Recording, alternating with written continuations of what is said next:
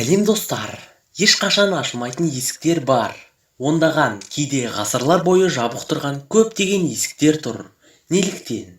Енді біз кез келген есікті аша алатын сияқтымыз.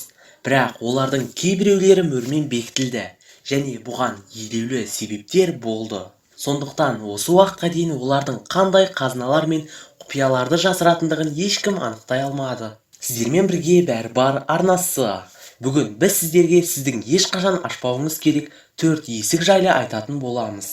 Бейнені бастамас бұрын тіркеліп, қоңырау шаны басып қойыңыздар. Ал арнамызға жазылған көрермендеріміз болса, лайк басып, коммент қалдыра кетіңіздер. Ендеше кеттік.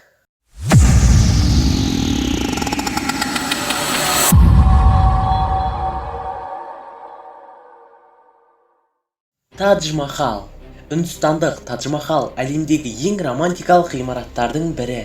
Шах-Джахан 1651 жылы өзінің қатты жақсы көретін үшінші әйелін еске алу үшін құрылысты бастады.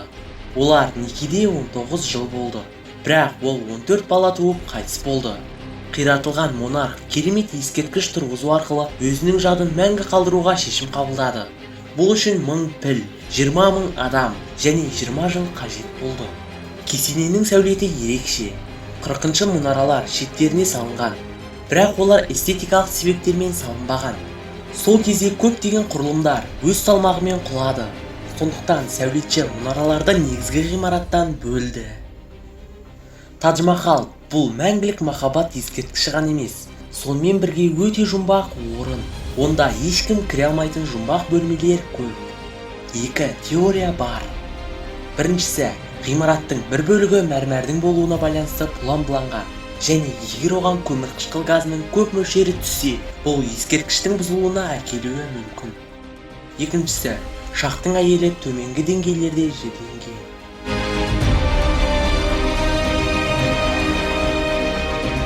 Гизадағы үлкен сфинкс. Бұл әлемдегі ең үлкен монолитті мүсін. Оның биіктігі 20 метр, ені 19 метр, ұзындығы 73 метр. 4500 жыл бұрын салынған. Сфинкс Египет және грек мифологиясында кездеседі. Бұл арыстан денесі бар әйел. Бұл ескерткішті қарапайым құлдар салмаған. Оларға қой мен ешкінің еті берілді. Сейсмографты қолданып, ғалымдар сфинкс табанының астынан үлкен блоктар тапты. Атлантида туралы деректерді қамтитын жылнамалар, немесе шиыршықтар залы бар деген теориялар бар. Бірақ әлі күнге дейін ешкім оны анықтай алмады.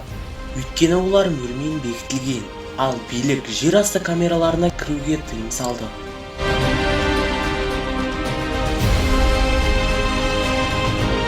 Падманабхасвами храмы. Бұл ғибадатхана Керала штатының нағыз жауһары. Бірақ бұл ғибадатхананың бүкіл әлемге танымал болуының жалғыз себебі сұлулық емес. Ғибадатхананың жертөлесінде A, B, C, D, E, F әріптерімен белгіленген 6 жасырын камера бар. Бұл камералардың кіреберісі үлкен темір есіктерімен ұсынылған. Билік соған қарамастан оларды ашуға шешім қабылдады. Сонымен 6 есіктің 5-еуі әлемге, дәлірек айтсақ елге көптеген алтындар, асыл тастар мен гауһарлар сыйлады. Бірақ 6 камера туралы не деуге болады? Ол жабылмаған, өйткені оны ашуға әрекет жасалмаған.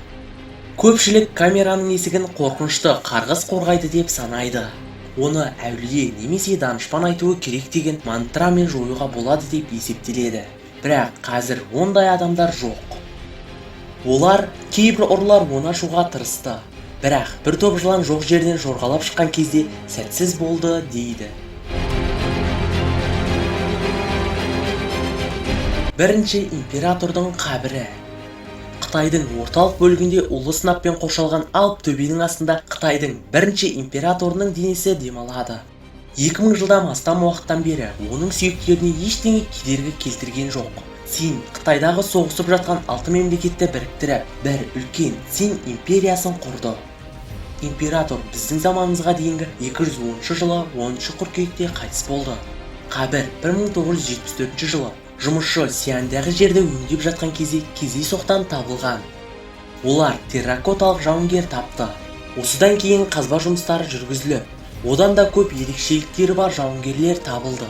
Мұнда 8000-нан астам мүсіндер бар деп болжануда. Бірақ осы уақытқа дейін мұнда олардың тек 2000-ы ғана ашылған. Сынап өзендері ғалымдардың зерттеу мен қазба жұмыстарын бастаудан қорқуының бір себебі. Өйткені бұл өзендеріне ғана емес, қоршаған ортаға да қауіпті болуы мүмкін. Олар қабірде императордың өзінен басқа ойға келмейтін байлығы жасырылған дейді. Ал сіздің қай есікті ашқыңыз келеді? Өз пікірлеріңіз бен ойларыңызды комментарияға жазып қалдырыңыздар. Біз барлығын оқитын боламыз. Және жүрекше қою арқылы алғысымызды айтамыз. Осымен бүгінгі бейнемізді аяқтаймыз. Келесі кездескенше, YouTube'тың қызығын бөліскенше достар.